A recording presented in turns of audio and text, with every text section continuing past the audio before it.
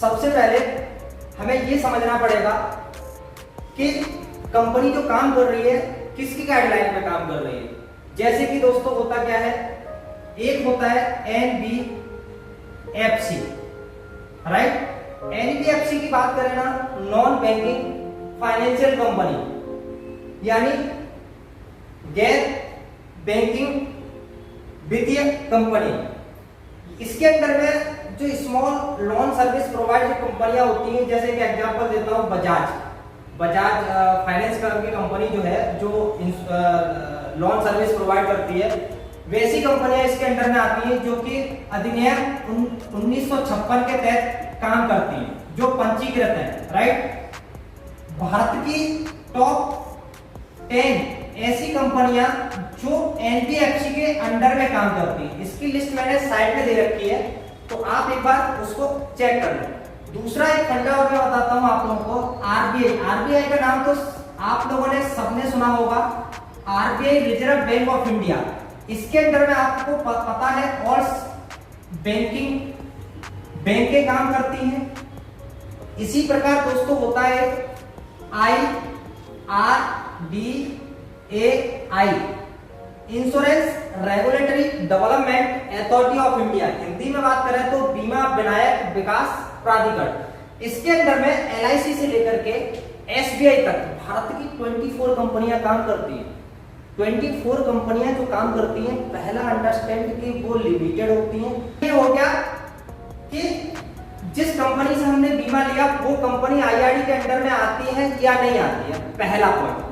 दूसरा पॉइंट आपको चेक करना पड़ेगा, जिस कंपनी से आप बीमा खरीद रहे हो उसका क्लेम सेटलमेंट रेशियो क्या है। क्लेम सेटलमेंट रेशियो दोस्तों थोड़ा सा डिटेल में मैं आपको बता देता हूं कि जब भी हम बीमा लेते हैं और हमारे साथ भगवान न करे कोई भी ऐसी मिसहैपनिंग हो जाती है जिस केस में हम नहीं रहते, तो जब कंपनी हमारी नॉमिनी को पैसा जो रिलीज करती है, उससे हमें ये पता चलता है कि कितने मतलब कंपनी के पास जो क्लेम आया, जैसे 100 लोगों का क्लेम आया तो कितने % लोगों को कंपनी ने क्लेम प्रोवाइड किया। तो ये भी आप गूगल पे जाके सर्च कर सकते हो, राइट। इसका कैसे पता करोगे, तो वो गूगल से आप पता कर सकते हो कि किस कंपनी का क्या क्लेम सेटलमेंट रेशियो, तो वो आपको समझना पड़ेगा। तीसरा तरीका जो है सबसे अच्छा, वो है सॉल्वेंसी। अब दोस्तों आप ये सोच रहे होंगे कि सॉल्वेंसी क्या होता है, पहले तो यही नहीं पता लगा, तो मैं आपको थोड़ा सा डिटेल में बताता हूं सॉल्वेंसी क्या होता है। इसको बोल सकते हैं solvency ratio, right. Solvency ratio की बात करें तो कंपनियों की करंट में फाइनेंशियल पोजीशन क्या है, वो अपने को सॉल्वेंसी से पता चलता है कि अभी कंपनी की फाइनेंशियल स्थिति क्या है, राइट। वो कैसे पता करेंगे, इसमें जैसे एसेट्स आता है। अब एसेट्स भी आपको समझना पड़ेगा कि एसेट्स क्या होता है। एसेट्स में मैं आपको बता देता हूं, जिन वस्तु को अपन कैश में कन्वर्ट कर सकते हैं वो एसेट्स होता है, राइट।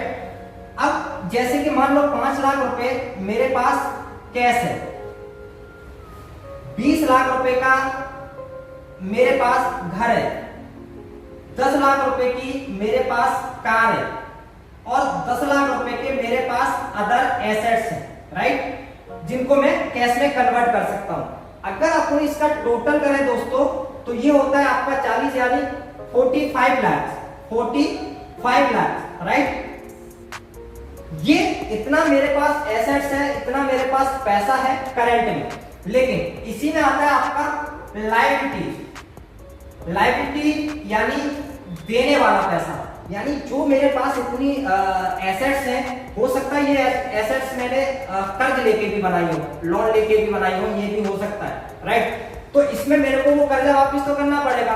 जैसे कि दोस्तों मेरे पास 10 लाख रुपए का PL पर्सनल लोन है, 20 लाख रुपए का मेरे पास होम लोन है और अदर बहुत सारे ऐसे एक्सपेंसेस, मतलब मैंने किसी से उधार लेके रखा है। अगर बात करें इसकी तो कार लोन, जैसे 10 लाख रुपए का कार लोन ले लेते हैं अपन, तो ये टोटल हो जाता है आपका 10 यानी 40 लाख रुपए, 40 लाख रुपीज, राइट।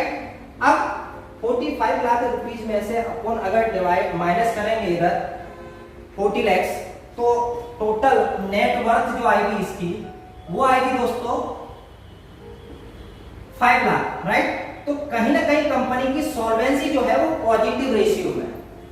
तो अभी करंट में जो पोजीशन है कंपनी की वो अच्छी है क्योंकि इसकी पॉजिटिव है। अगर यहाँ पे ये होता कि ये एसेट्स जो 45 लाख के हो रहे हैं, ये एसेट्स सपोज दैट 45 लाख के ही रहते, लेकिन यहाँ पे लायबिलिटी अगर मान लीजिए 50 लाख हो जाती, तो अगर 45 में से 50 लाख माइनस करेंगे अपन तो 1000 आएगा, राइट। तो मतलब अपने पास जो पैसा है उसमें से ज्यादा पैसा अपने को सामने वाले को वापस करना है, तो अपन माइनस में चल रहे हैं, तो इसको बोलते हैं इनसॉल्वेंसी, इनसॉल्वेंसी, राइट। इसको दूसरी भाषा में बात करूं ना, आप लोगों ने सुना होगा कि कंपनी को दिवालिया घोषित हो जाना, राइट। तो इसी प्रकार कंपनियां दिवालिया घोषित होती हैं, राइट। एक तो सॉल्वेंसी को समझने का तरीका हो गया, दूसरा तरीका क्या है दोस्तों, ये भी आपको क्लियर कर देता हूं। आपने लिक्विडिटी क्या है, पांचवा पॉइंट है दोस्तों इक्विटी, राइट। इक्विटी क्या होता है, इक्विटी मतलब हिस्सेदारी। अब हिस्सेदारी कई तरीके की हो सकती है, जैसे कि कंपनी ने इंटरनली हिस्सेदारी क्या रखी है, एक्सटर्नली हिस्सेदारी क्या रखी है।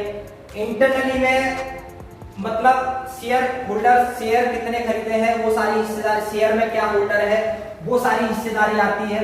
और एक्सटर्नल में जो हिस्सेदारी आती है कि बाहरी यानी बाहरी पैसा कंपनी ने कितना ले रखा है, राइट। तो इक्विटी भी हम चेक कर सकते हैं दोस्तों।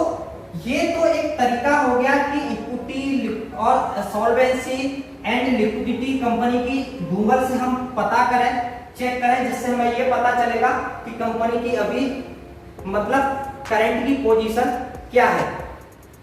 कुछ कंपनियां दोस्तों ऐसा लिखती हैं कि 100% डेट, राइट। कुछ कंपनियों के बारे में ऐसा लिखा जाता है।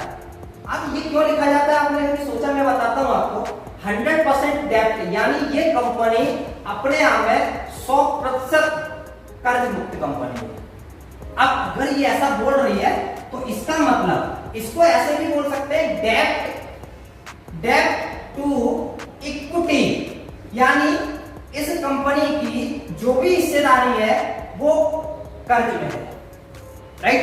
देन अगर कंपनी ऐसा लिख रही है 100% डेट कंपनी, तो इसका मतलब ये कंपनी 100% कर्ज मुक्त है, इसके पास किसी का कोई कर्ज नहीं। तो ये भी कंपनी की एक अच्छी बात है और ये भी उसकी एक प्लस पॉइंट है कंपनी का। अगर ये हमें पता चल जाए तो हम जहां भी इन्वेस्ट कर रहे हैं तो हमें एक बात क्लियर हो जाएगी कि हमारा इन्वेस्टमेंट सही कंपनी में हो रहा है। दूसरा, कुछ कंपनियां लिखती हैं दोस्तों 100% बॉन्ड, यानी ये कंपनी जो है वो 100% बॉन्ड यानी खुद की मालिक है। मतलब इस कंपनी में किसी की हिस्सेदारी नहीं है, मतलब किसी की इक्विटी इन्वॉल्व नहीं है, इसमें किसी की इक्विटी इन्वॉल्व नहीं है। तो इसका मतलब 100% ये बॉन्ड कंपनी है। अगर दोस्तों ये चीजें हमें पता चल जाए तो हमें एक बात क्लियर हो जाएगी कि हमें किस कंपनी से बीमा लेना चाहिए और किस कंपनी से नहीं लेना चाहिए। दोस्तों इतना सब बताने के बाद शायद आप लोगों को ये बात क्लियर हो गई होगी कि हमें किस कंपनी से बीमा लेना चाहिए।